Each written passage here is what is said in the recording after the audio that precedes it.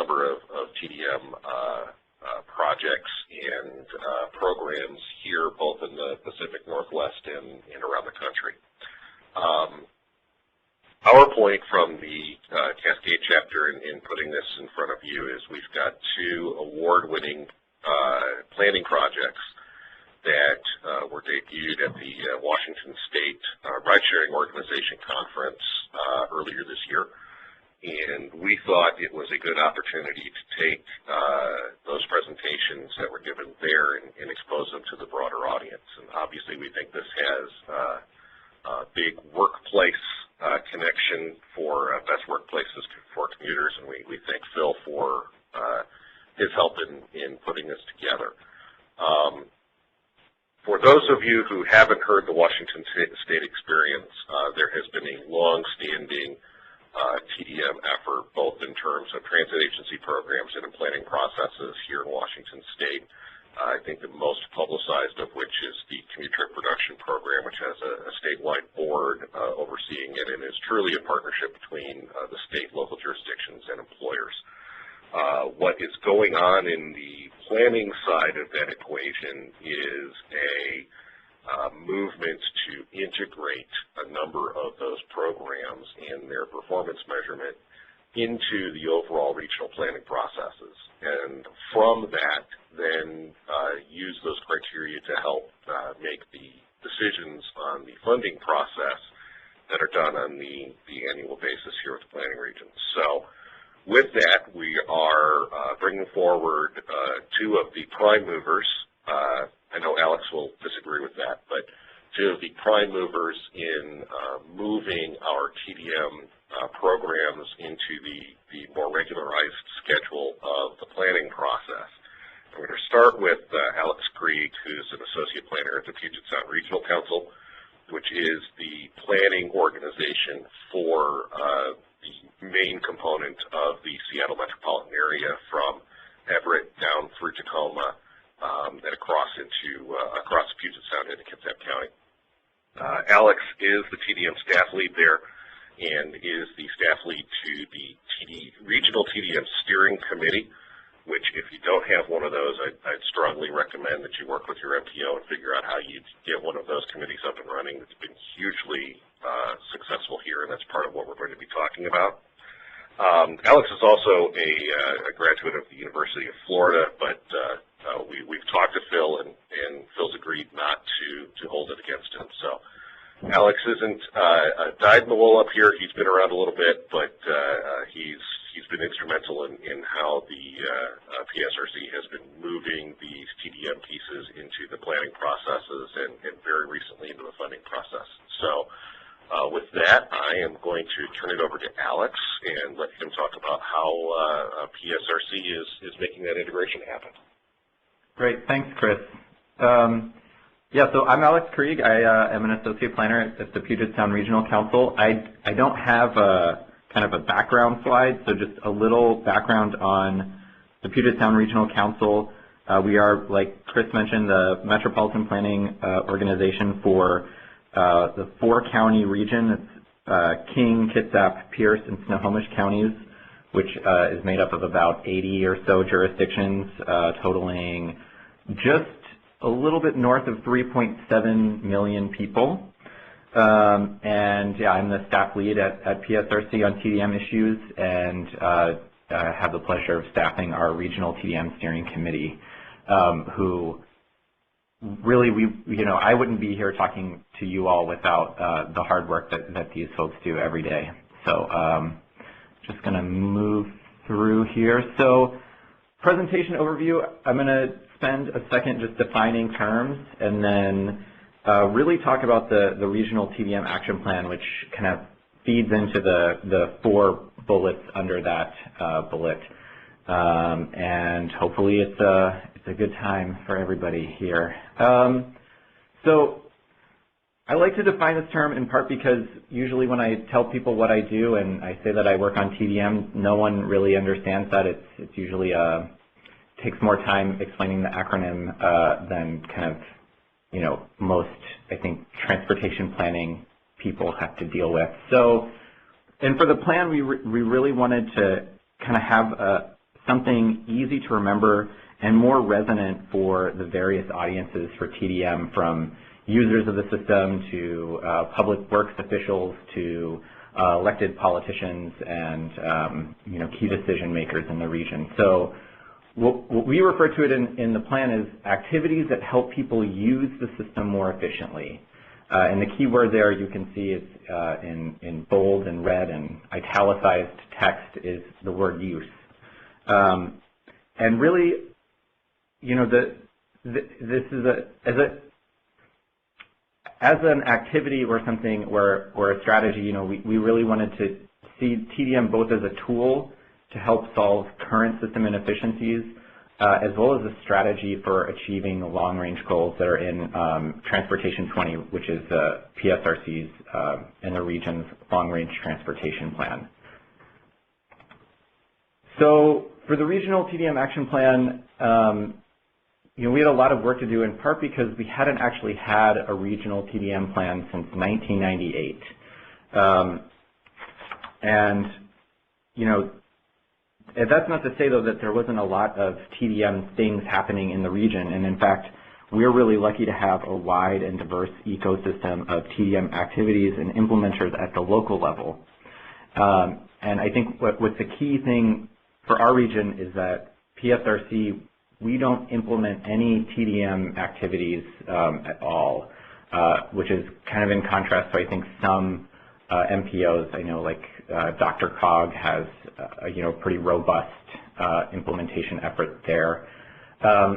So this created a little bit of a challenge in terms of we really needed to define roles, a role for ourselves and a kind of a clear understanding of what local implementers do and how we support what those local implementers do. So if you've had a chance to look at the plan, you might not have, but hopefully that can get shared out. You can see the cover up in the upper left of that slide. But there's really three parts. The first part is just kind of setting some definitional terms and what we're trying to accomplish. Part two is really about establishing strategic TDM priorities for implementers. I'll go through those in a second. And then part three is about identifying regional implementation actions. So things that Psrc and the TDM Steering Committee can do to really advance and augment and amplify the work that happens at the local level. So what are those strategic TDM priorities? Glad you asked. So the first is to maintain and grow successful TDM activities. As Chris mentioned, we have a commute trip reduction program that's been around for more than 2 decades and is really successful and is one of those things that we almost take for granted sometimes up here. But this first priority is really to keep doing the things that we're doing well. We also call out the University of Washington's UPath program, as well as the Kitsap Worker Driver program, which operates in Kitsap County and serves the Naval Shipyard over there, which is just a huge employer. The next is to create and expand center and corridor-based TDM activities. And this is really meant to kind of implement our long-range plan, which has a center's focus as well as the corridors that connect them. And we mentioned Curb the Congestion, which is a community transit and Snohomish County partnership meant to reduce traffic congestion and encourage healthy travel options along 3 of Snohomish County's most congested arterials. It's been really successful, and it's actually created a lot of good buy-in from across the county, and formerly skeptical public works officials now see the value of these activities. We also call out car sharing. Car2Go launched in Seattle almost 2 years ago now and has been hugely successful. Next is to expand local and regional residential and neighborhood programs. So this just recognizes that something like 80% of trips are non-work trips, and we can't not focus on that trip-making behavior, and anything that will kind of improve either both using alternative modes or maybe not making trips by car. Fourth is the Explore Parking Management tool. Parking is, of course, a provocative topic, I think, across the country, and it certainly is up here as well. We mentioned a right-sized parking tool, which was developed by King County Metro. If you haven't heard of this and have kind of parking issues, I'd encourage you to check it out. It's developed a calculator using a statistical model to estimate parking use for multifamily developments in King County. The idea being here that typically our regulations lead to the oversupply of parking, which kind of creates externalities that are hard to correct in the future. So if we're building the right size to begin with, and hopefully we avoid those. And then finally, improve access to efficient transportation options. This is really kind of the first and last mile connections.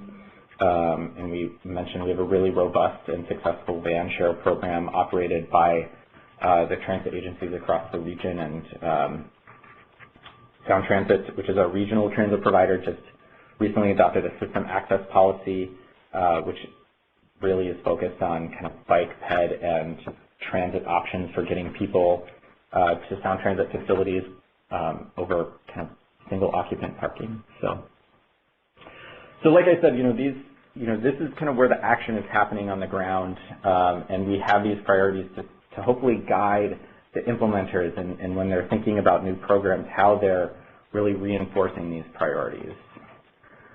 And then the regional implementation actions, I've been able to distill these to just a few words. You can see that I've really internalized them myself. The first one is to do something in Psrc we are really good at, which is to convene implementers and bring everybody together and really kind of create that space for learning and improvement and kind of best practices. And our TDM steering committee is a robust group of about 30 folks from across the region. We meet every other month and have a really great turnout and meetings there. The second kind of category of actions is to improve TDM integration across modes within projects and at a policy level. So I think this just recognizes the versatility of TDM activities and also as a kind of a policy to pursue in and of itself, and how we can do better at kind of just sort of getting that less as a silo unto itself and recognizing that people use transportation and we need to focus on how people use that, whether it's freight or non-motorized transportation or transit. The third one is to improve the capacity to measure TDM performance at both the activity level and at the regional level as a whole.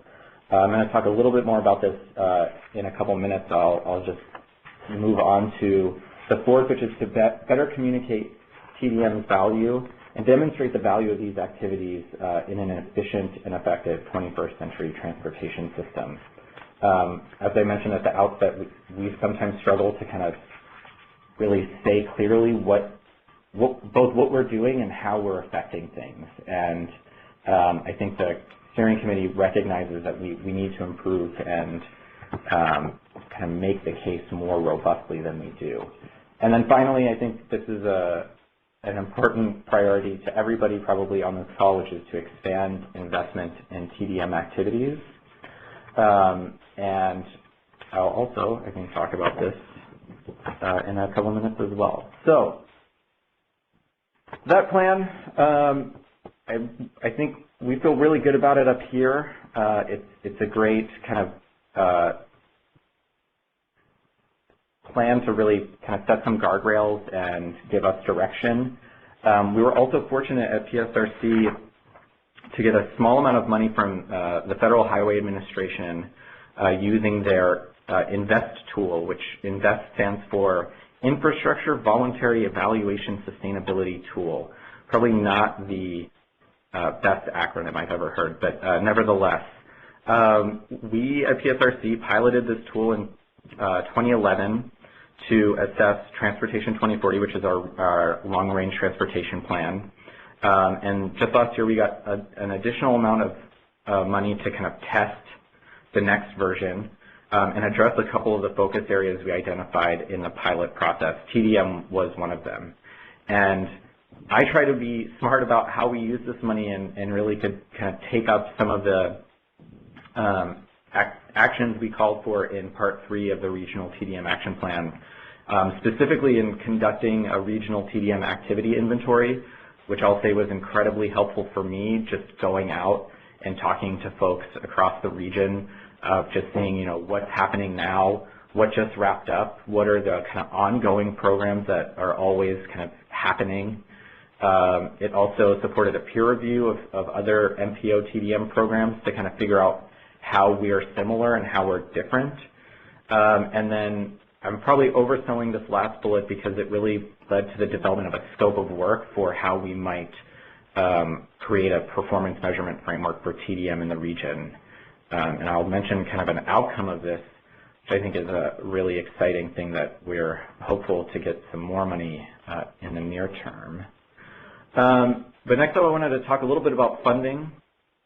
So as an MPO, we have a role in distributing federal funds to our region. We typically have a project selection process every 2 or 3 years or so. The kind of standard practice for our advisory committees at Psrc is to make recommendations to the Regional Project Evaluation Committee, that's what the RPEC stands for, regarding the policy framework and evaluation criteria for the distribution of federal funds. We, at the TDM Steering Committee, kind of really talked about what we should do. That, you know, this project selection process is always a little fraught and freighted just because, you know, there's never enough money to meet all the needs that we have, and if you're seen as kind of asking for too much, then you're at risk of getting nothing. So after many kind of months of what should we do, how should we approach this, what's our best kind of strategy for, if not getting something out of the deal, is kind of raising the profile of TDM activities. And our approach was really narrow and almost like too focused, but I think it kind of worked in our benefit in the sense that we said that the evaluation criteria should give greater consideration to construction projects that include TDM elements. So this idea of integration, of recognizing that TDM can take advantage of disruptions caused by construction to change travel behavior on a corridor or at a specific facility, and projects that have that foresight to say, hey, here's how we're going to, you know, take advantage of this disruption should get extra consideration. Fortunately, that recommendation was accepted by the Regional Project Evaluation Committee, and while it didn't affect any projects in that process, what did happen was that our State Department of Transportation did receive approximately $5 million for what they call it a Regional TDM Implementation Grant, which is actually going to be spread throughout the region, at least on the 3 counties that are east of the Puget Sound. And I think it's a really great opportunity now that this funding came through of how we're going to kind of move forward with the plan. And then next I'm going to talk about a couple of working groups that have been formed since the plan was adopted back in July. One of them is focused on integration. It builds off that regional implementation action I mentioned earlier, and as well as our project selection recommendations. And while the working group has been formed to consider those bullets you see on your screen, the direction that we're pursuing right now is the first one, that best practices in TDM and in large infrastructure projects. We're taking advantage of a TDM steering committee member who just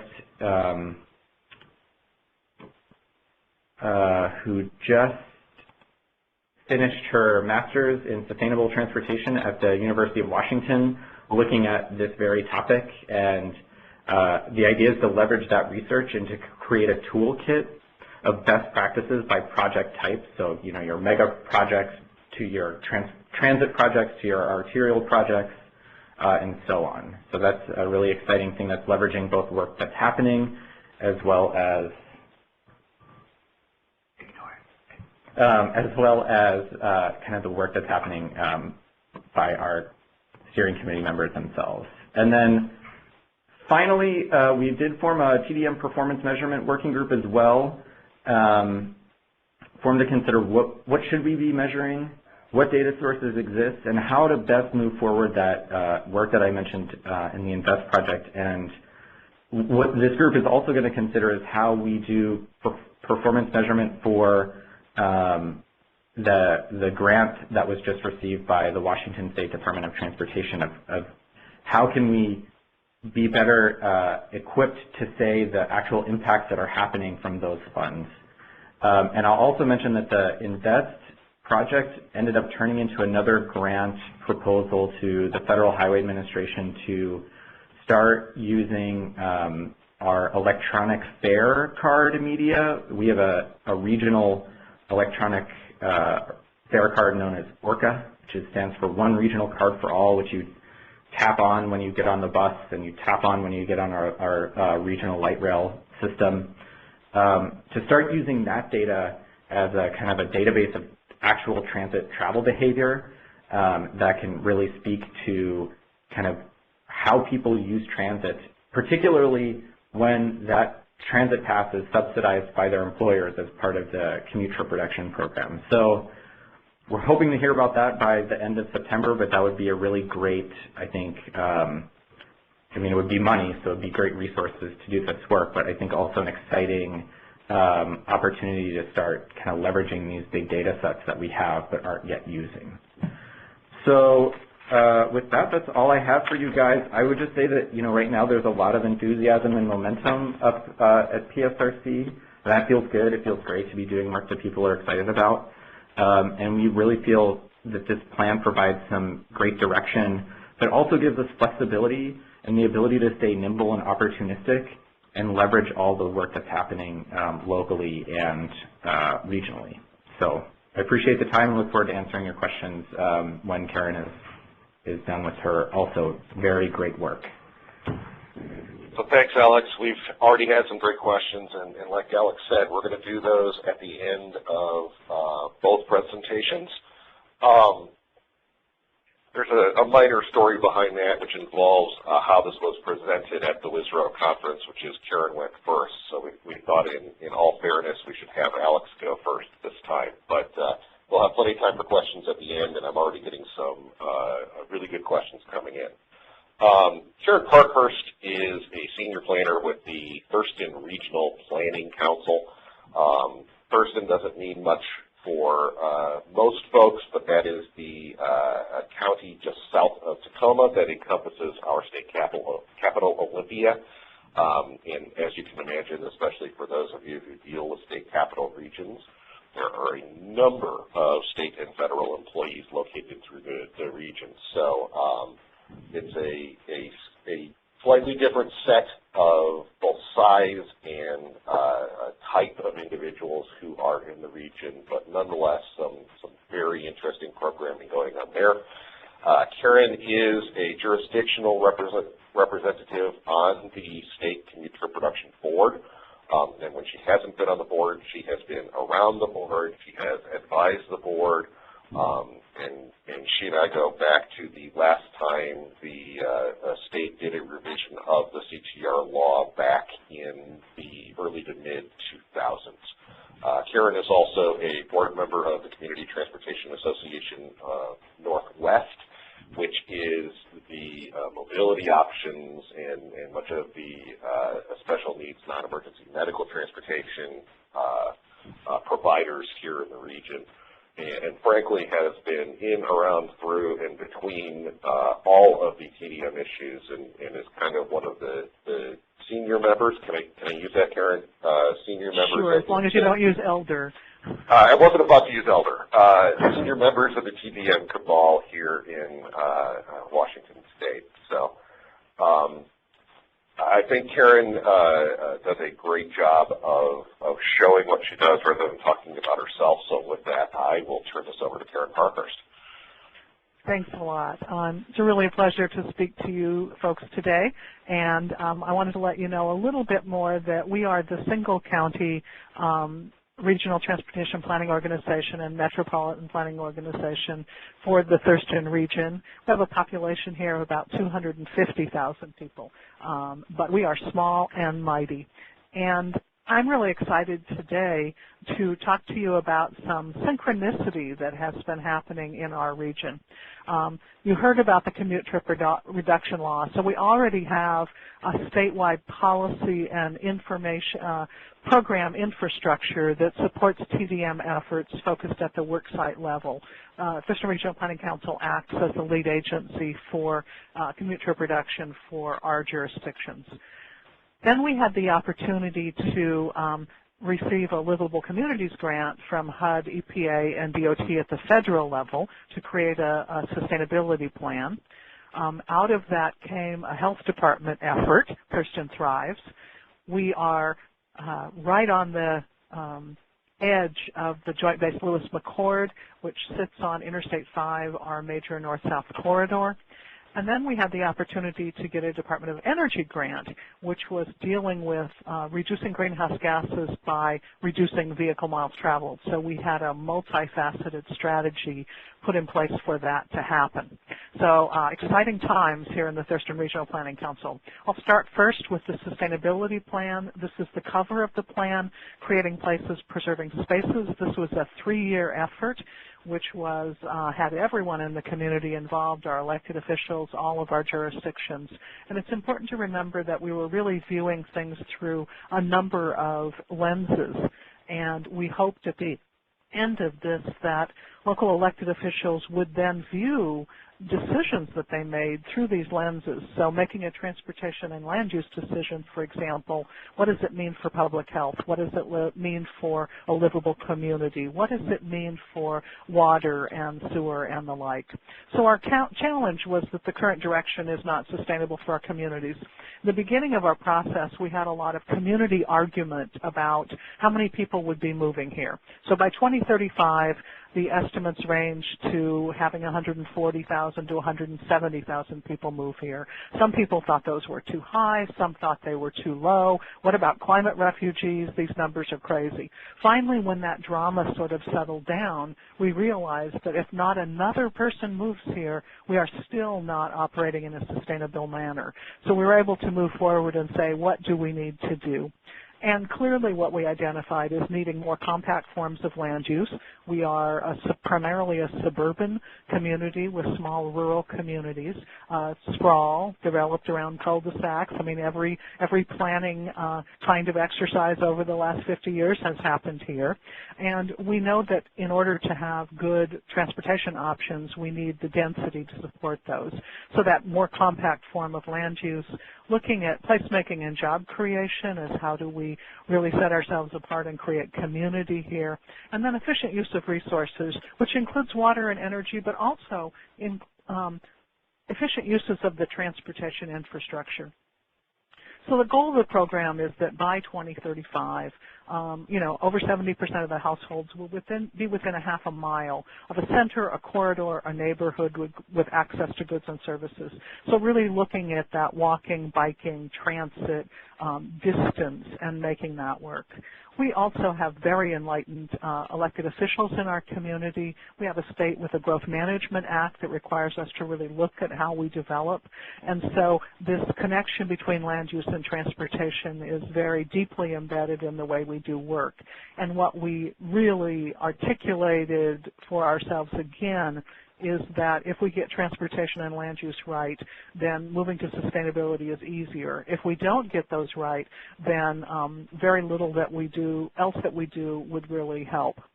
So I'm going to flip through these next slides fairly quickly, but I wanted to give you a flavor as we looked at what our communities would look like and how they would support transportation and the other needs and desires that we have in a community. So certainly in the North County in Olympia, Lacey, and Tumwater, we have more urban areas. We wanted those to be vibrant centers, corridors, neighborhoods, but also to be those areas where we want the most growth to occur, because that's where the services are, that's where the best transit service is. Next would be in these small, more rural communities. And they are more rural, but those aren't I don't want you to think when you think of rural as pastoral areas where you can be walking, because for all of our small cities, their main street is an old state highway. So you have that conflict between, oh, we want to have a walkable community, we want to have a city center, but we also have fairly high speeds, high volume traffic that also needs to get through this region. So we wanted to talk about that, active transportation, entrepreneurship, which is very active in the community, and again, a sense of place. We have strong neighborhoods in our communities, and we wanted to use those as an organizing place and to, again, encourage active transportation. And then finally, urban corridors and centers, and these are issues that were mentioned earlier by Alex in what are those areas that already have good transit service, already have other kinds of service, and how can we connect them? Because they are really now kind of nodes along a network. So we don't anticipate that we're going to grow out that whole area, that whole corridor, but how do we better connect those nodes? So Sustainable Thurston has been adopted by the majority of our jurisdictions, and what we're moving forward with, and by our regional council, what we're moving forward is how do we implement it at the local jurisdictional level? What works here? It was really important for our elected officials to know that while this was a regional plan, it would be locally implemented and scaled to the size and culture of their community. The next effort, Thurston Thrives, is a child of Sustainable Thurston.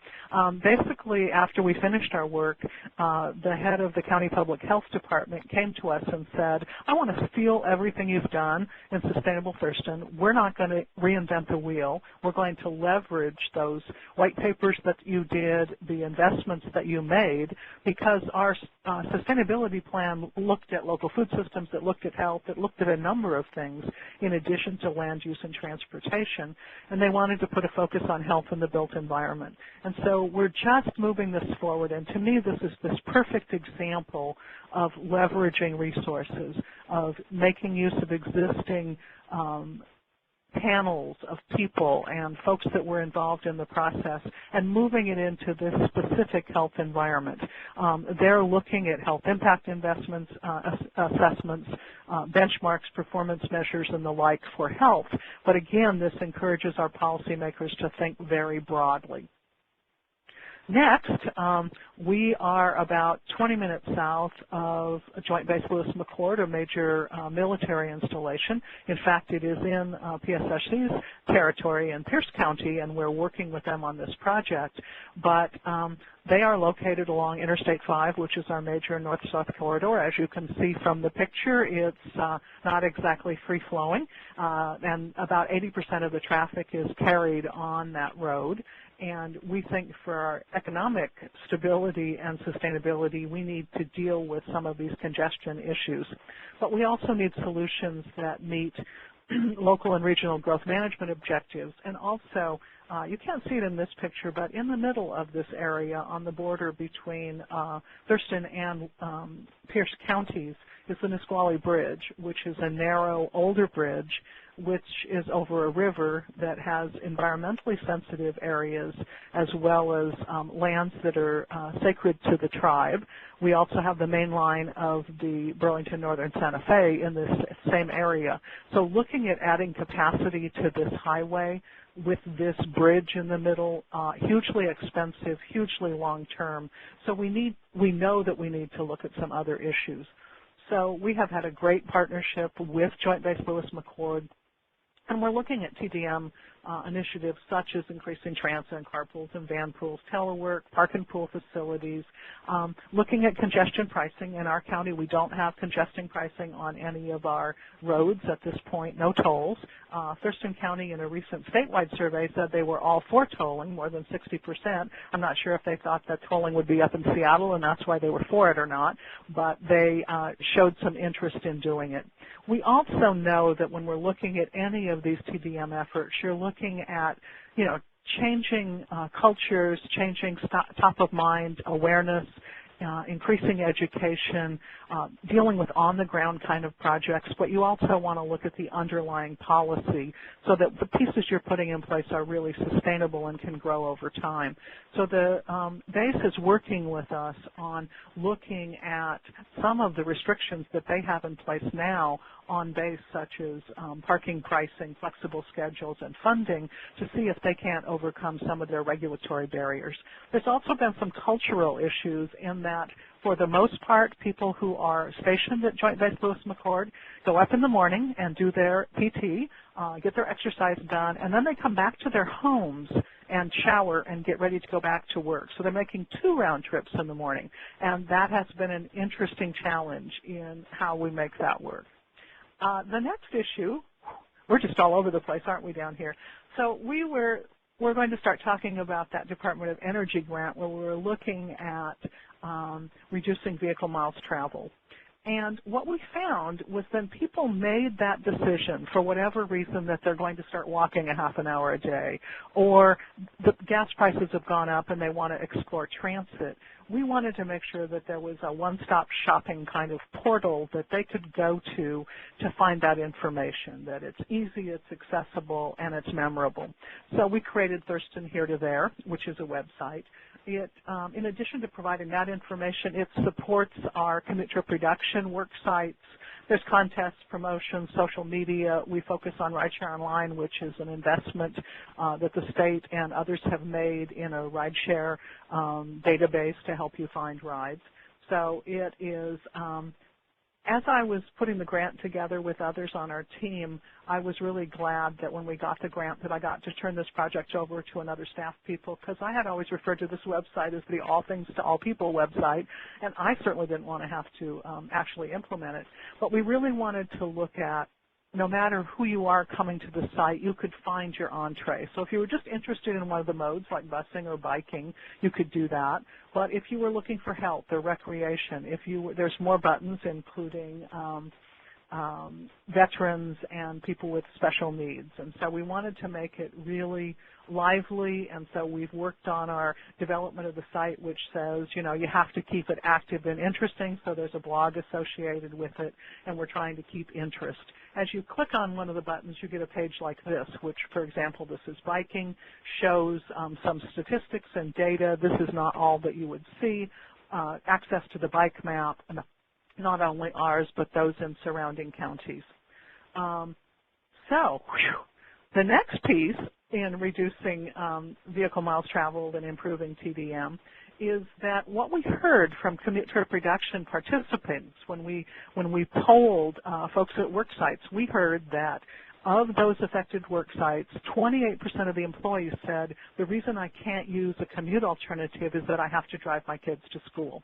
I think most of us have been in the rooms when you're asked to raise your hand if you rode the bus or walked or biked to school, and then whether your kids do, and you see that significant drop-off. And so we're seeing a lot more kids who are being driven to school. And so we looked at doing some workshops on exploring why is that true? Is it the stranger danger? What is it that keeps kids from walking and biking to school? And then also that other piece that says, what is the connection between those kids being driven to school and rising obesity rates and asthma rates and readiness to learn? Good data that says if you're active on your trip to school, you're more ready to learn. So basically the 6 E's, we're looking at engineering engagement. You can read those on the screen. This is a really strong partnership with our organization, our local transit agency, Inner City Transit, school districts, local organizations, and the cities and counties. So this has been a great program, which says we want to create a new generation of bikers and walkers to school. At each school, there's different requirements. It might be an assembly. It might be an event.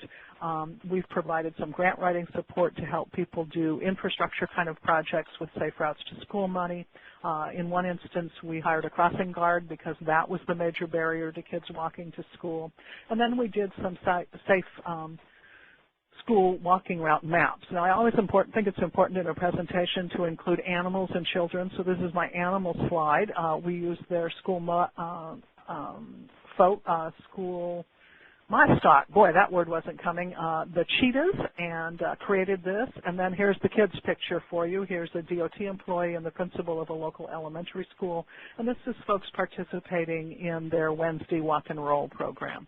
So very effective, and we hope it will have not only effect on this generation of kids, but also on their parents who are making commute choices every day. The next piece, and one of our final areas, is that I want to talk about telework. It's been really interesting to look at telework, and in this instance, we had a very talented artist on staff who created Thurston Bigfoot, whose Bigfoot was making huge environmental footprints all over the earth. And what we were able to release as a news release is that Bigfoot is not a myth, although it is kind of a Northwest story, that he does exist, he's real, he isn't in hiding, and in fact his boss has known where he is all along because he's been teleworking. So it was a way to introduce people to this subject and hopefully find a bit of humor in that. We also know that in telework, I've been working on this issue for years and years. I feel like when I walk in a room to talk about telework, I want to say, hey, it's 1963 and telework is new technology, because we still keep pretending, especially in government agencies, that that's not something we can try, that it's new territory, that it will cause us problems. So we thought about, in putting this together, those maps, ancient maps that had sort of the there be dragons over here in this dark, scary, uncharted area. And we decided it was important to name those dragons. And so we had surveys and met with managers at state agencies, at local government, at the private sector, and we said, you know, what scares you? We ask them to whisper those fears they have about, you know, is it data confidentiality? Is it productivity? What is it about this that really frightens you? And people were honest in saying that. This is actually a caricature of my boss, who was surrounded by those dragons before we had our worksite program that he approved. And then we thought it was important to say, here's some tools for taming those dragons. Not only those tools to tame them, but also the business case that says it's worth it. You need to invest in these tools. You need to get over your fears and embrace this technology, embrace this way of doing things that is not new. As part of our grant, we had the wonderful opportunity to contract with Kate Lister at Global Workplace Analytics to do something called the Bottom Line Report. And basically what this did was look at just state and local government employees in the Thurston region and say, what if we had a modest strategy that said 30% of them would telework for 2 days of work, 2 days a week? What would happen?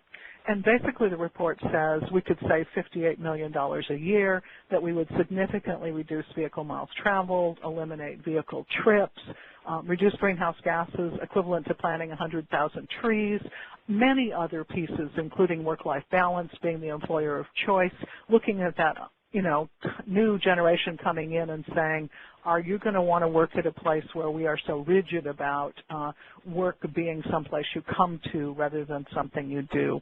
So that was really exciting, and I think that report has been really helpful in encouraging telework at the local level as well as the state level.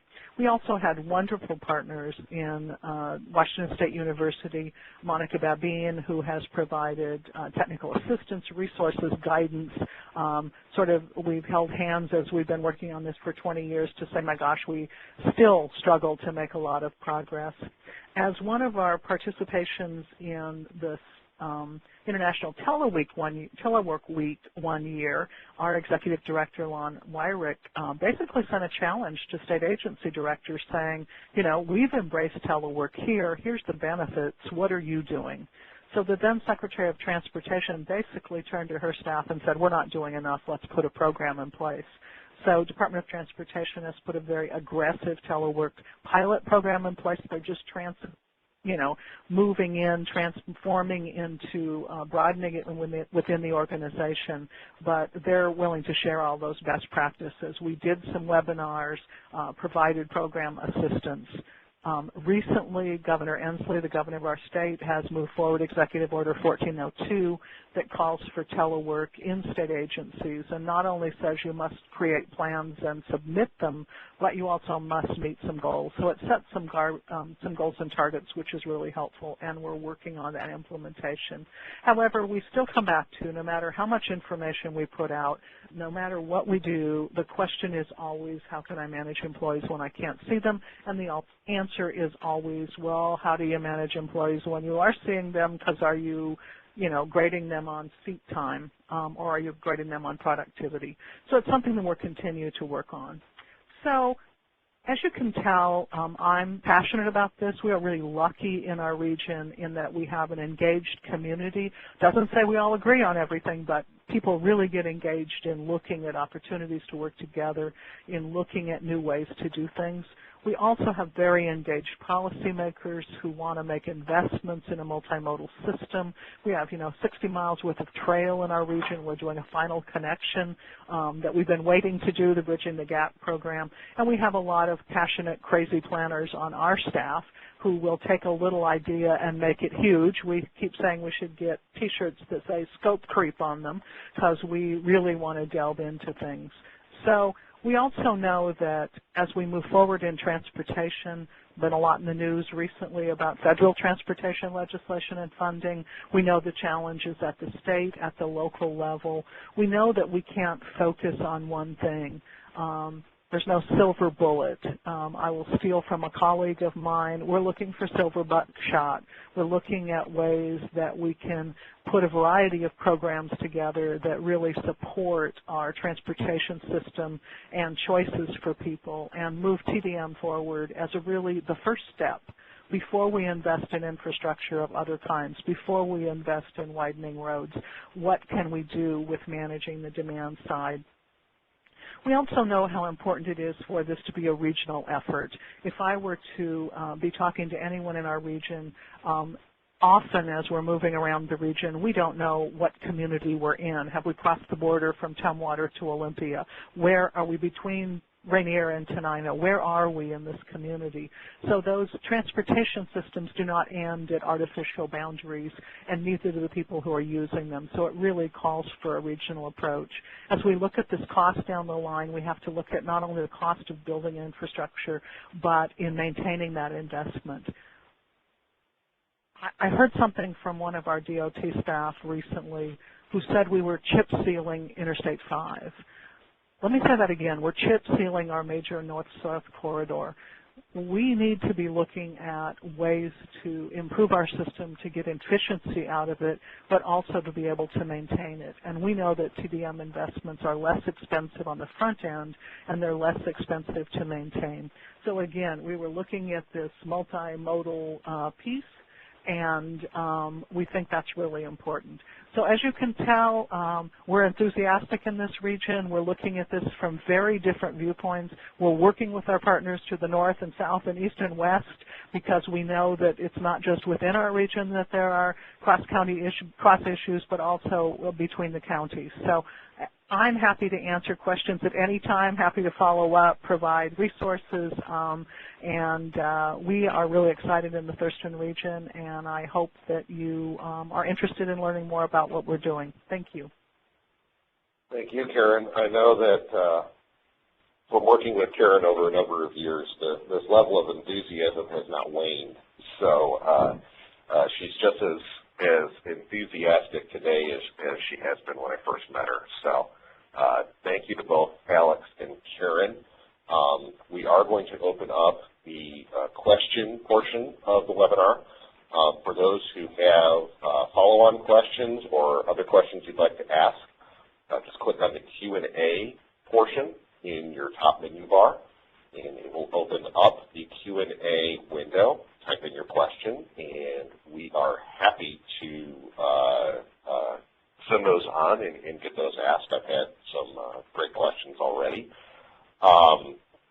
For those of you who are looking for additional resources or copies of the presentation, just a reminder that if you look to your top right, there's something that looks like 3 sheets of paper.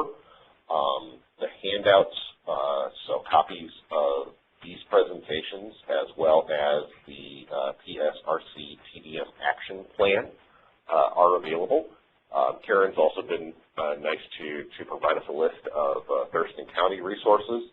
And no surprise for those who have been around Seattle that both Psrc and Thurston Regional Planning Council, TRPC, maintain phenomenal websites that have these resources available. And you can see them at psrc.org or trpc.org. And both of them have libraries going back a long, long way. So with that, I'll spin off a couple of questions and let Phil keep me on time. My first question is to Alex, and it's a question on the peer review and the performance measurement scopes that you use to get to that TDM action plan. Are those also available on the website, or are those available elsewhere? And kind of, can you talk a little bit about how those got developed? Sure. So those aren't actually available on our website right now. The reason primarily is just because that became deliverable to FHWA, and you know, we took a very little amount of money to do that work, so the work became more of an internal product, mostly for me and for the steering committee. But I'm happy to, you know, for whoever asked that question, to follow up with me directly. I can talk to them a little about what we found there. The performance measurement piece, so that was actually, we worked with Mark Hallenbeck, who is the director of the Washington Transportation Research Center, which is at the University of Washington, and he basically delivered something which, as I mentioned, became a proposal for this ORCA data, the Electronic Fair Media Data Project, which again, if folks want to email or call me directly, I'm happy to talk more about that. Yeah, those are some really exciting ongoing pieces, and I know the steering committee has been involved with both of those. For those who have been unaware about the performance measurement side, we all know that there are increasing performance measurement standards that are going to be coming from USDOT, and both of these organizations are kind of ahead of the curve on putting those pieces together. Karen, just a quick question on the document itself and the local jurisdiction implementation. I know that it's frequently an issue with planning organizations that they create these great documents and then the locals tend to ignore it, and you talked about this great local jurisdiction buy-in. How are they then ensuring that their implementation is meeting their commitments inside of this planning process? Is there a feedback loop that you all are using? Is this something that you're checking in the funding decision-making process, or what's the feedback loop there? Basically, we're asking them to come back to the council and report on their efforts, and we haven't really integrated it into the funding loop yet. We are just updating our regional transportation plan, and that's one of our discussions, is how do we better integrate this, still meet the federal and state requirements for how we distribute funding, but integrate this TDM piece into it. So it's early days, but we're already starting to see, we were also lucky enough to get several other federal grants that have allowed us to follow up in some of our communities. So we're doing some land use and transportation, more community-level planning that brings that sustainability in both Olympia, Lacey, and Tumwater, and then we're doing in the South County a study on one of those state highways and how we can more efficiently use transportation. So it's going to be reporting in an informal way and then figuring out how to bring this into the funding discussion. So that's actually a good segue. Alex, that $5 million you mentioned about that WashDOT received, I know the story on that because it's been really, really interesting. But could you give the kind of the 3-minute synopsis on how WashDOT was able to get $5 million on this? Yeah, so the story is that, so we, like I said, we had a project selection process this year. The one previous to that was in 2012. WashDOT had submitted a proposal in our regional competition for kind of an expansion of our CTR program. I won't get too much into the backstory, but before the recession, there was legislation to kind of expand CTR to kind of increase scope a little bit, but then unfortunately the recession happened, budget cuts happened, these incipient plans didn't really have the resources to really go very far. In 2012, WSDOT submitted an application for funds to kind of do this work in, I think, 10 centers in the region. Unfortunately, they were not successful in receiving funding there, but were placed on the contingency list, so should other funds come available, they would receive that money. At the same time, they used that 2012 application as the basis for their 2014 application, identified kind of the weaknesses, strengthened what was already good about it, and actually were the second highest scoring project in the regional competition. So, and then simultaneously, in a supplemental funding action, they were also able to receive funds for their 2012 application. So it was a bit of really good synergy and great timing that they received funding for the 2012, and they have not yet received funding for the 2014 process. That wouldn't happen until January of 2015, but they are, that process is moving along. It looks really good that they'll get that. So, and what that means is, $5 million or so in the region that hadn't previously been there, also in the context of a region that now has this regional TDM action plan, and some enthusiasm around kind of what we should be doing as that kind of stakeholder group. So it's a great win.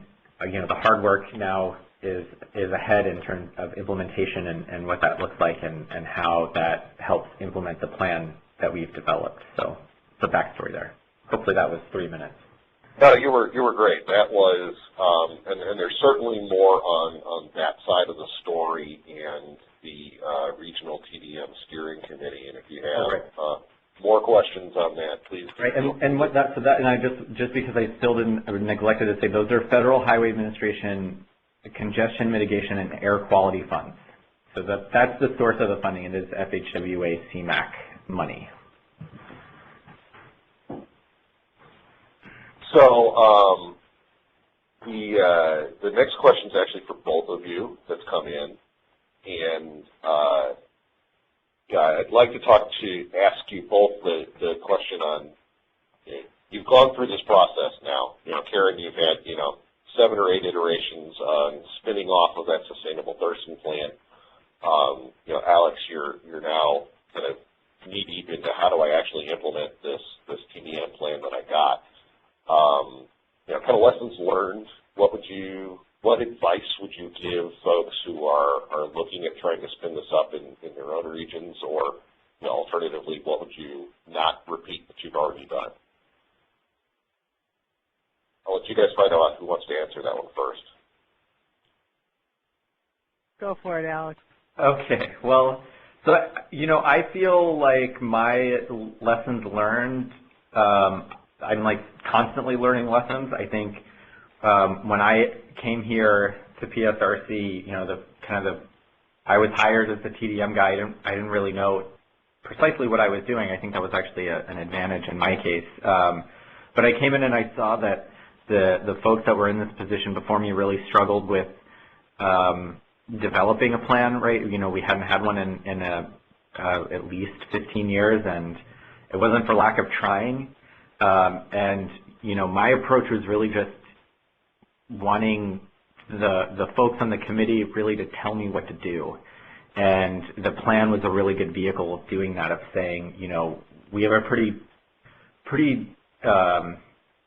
distinct separation of powers, if you will. Psrc, we don't implement, locals implement. So the question really became, how can Psrc and the TDM steering committee support this and augment that work?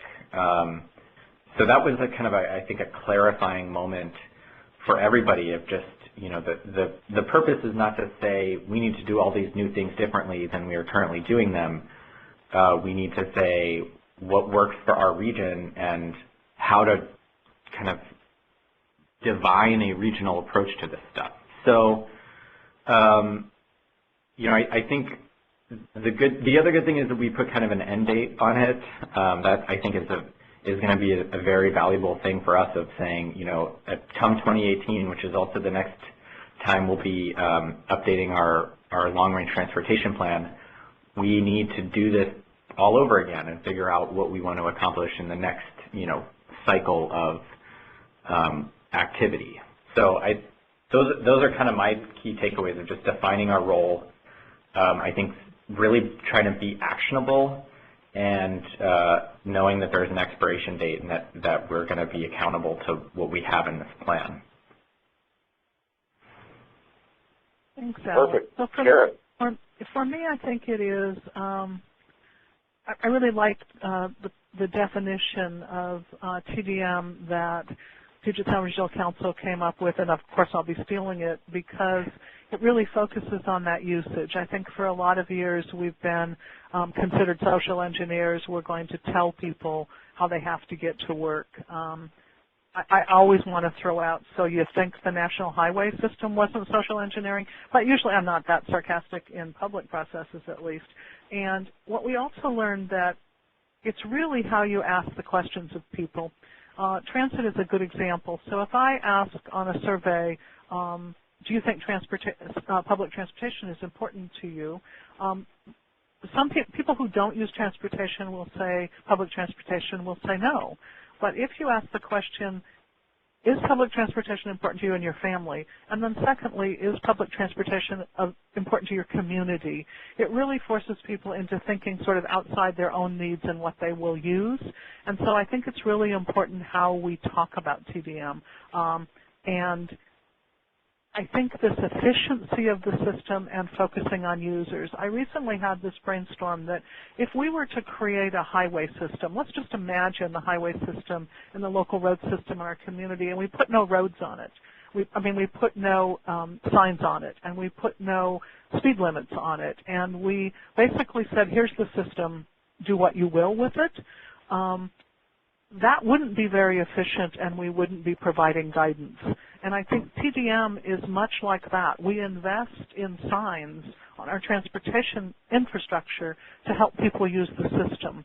Why wouldn't we invest in TDM measures to help people use the whole system, all the options available in a really efficient way that works for them and works for the community? And that sort of helped me in articulating to other people how important these messages are. We can't expect people to use a system if we haven't provided guidance and options for people, and recognizing that everyone's going to want to use the system a little differently, and we have to help them and us understand how that works.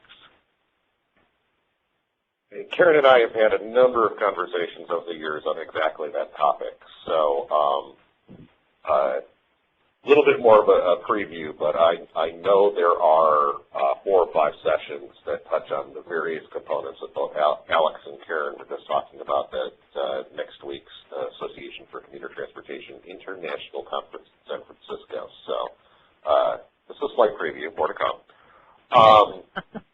Both of you were talking about the performance measurement side of this a little bit, and I'm wondering if, and we'll flip it, Karen and then Alex, if you could talk just briefly about how you are, or what tools you are using to assess your TDM impacts out of the programs that are spinning off on this. And Alex, I know you're not an implementer, so what sort of performance measurement pieces are coming back up through the working group as potential assessment points? Well, I think that really a lot of it depends on the strategy. So as we looked at Telework, for example, the bottom line report that we did really talked about a number of measures of saving money, of saving office space, of reducing traffic accidents. So on that strategy, we sort of have a set of performance measures in place that we would take advantage of. Different set of strategies and performance measures at the school. So I think it's really important to gear those performance measures to the strategy that you're moving forward and the audience and what's important to them. We struggle always when we talk about performance measures of ensuring that not only are the systems we're putting in place sustainable, but so are the performance measures. Is it something we do measure now, or and we already have invested in and can use as a surrogate for whatever we need? Do we need 600 new performance measures? How affordable and sustainable is it for us to collect those? So we certainly are lucky in the state of Washington in that we have commute trip reduction data that helps us understand that subset. I think we're also going to be looking at the subject that we're all working on, which is person throughput. How do we measure how people travel efficiently as opposed to automobiles? And that's overturning, a number of years of basically the traditional engineer's view of VC ratio and how the system is working, and trying to put in place those measures of how people are transporting themselves.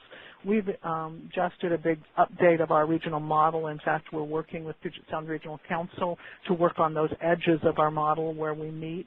We just did a household travel survey, so I think we're going to have some good new data. We did an I-5 origin and destination study. We have some good new data to calibrate that model and some new tools to be able to try and measure those person throughputs and how that system works. But it's going to take a while, and I think we're all hesitant and a little concerned about whatever performance measures are coming down from the feds and through the state, that they will be things that are relevant to our community and that we have a chance of having the resources necessary to measure.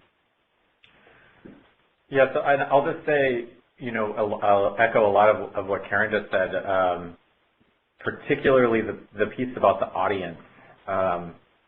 Measurement serves a lot of different purposes, and the challenge is kind of gearing the measurement that we do to kind of meet the needs of whatever audience that is. So with the CMAQ grant that's coming through, there's going to be reporting requirements back to FHWA that we have to do, and I think that's around trips reduced.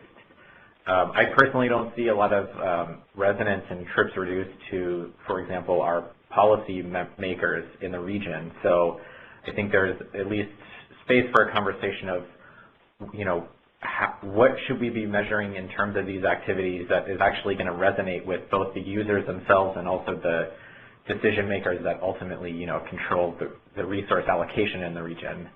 But I'd also say, that the reality is that these activities do many different things, and it's really challenging to roll that up to a regional level and expect that, you're not just kind of creating a methodological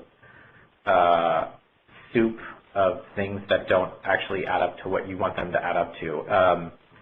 And I'll say for us, that's a struggle of how to do that, because it's really not easy. It's also not cheap, and ultimately, will it be effective?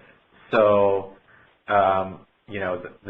the grant proposal that I've mentioned a couple times, we saw that as a real opportunity because it's this data source that's not being used that can actually speak to behavior as it happens, and also there can be kind of a link to that commute trip reduction data as well. So, it's not easy. We don't expect to always be getting this stuff right, but we do want to stay opportunistic and take advantage of those opportunities when they present themselves.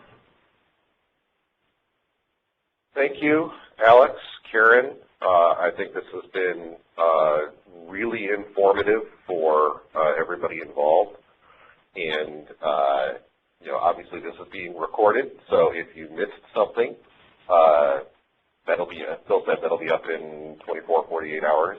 Please go back to the Cutter website where all of these live. We're going to ask you to complete this evaluation form, and we're going to leave that up for, Phil, how long is that going to be open for? Probably for the next half hour. Okay, so about 30 minutes. If you are looking for additional resources, we had that slide up on FHWA resources. There is some fantastic work that's been done integrating varying pieces of this in active traffic management. And I know we linked to the Integrating Active Traffic and Travel Demand Management report at FHWA's website, some of which contains some of the projects that were implemented here in the Northwest. So on behalf of the Association for Commuter Transportation, especially the members in Washington, Oregon, and Alaska, as the Cascade chapter and the best workplaces for commuters, we'd like to thank you for taking the time to join us today.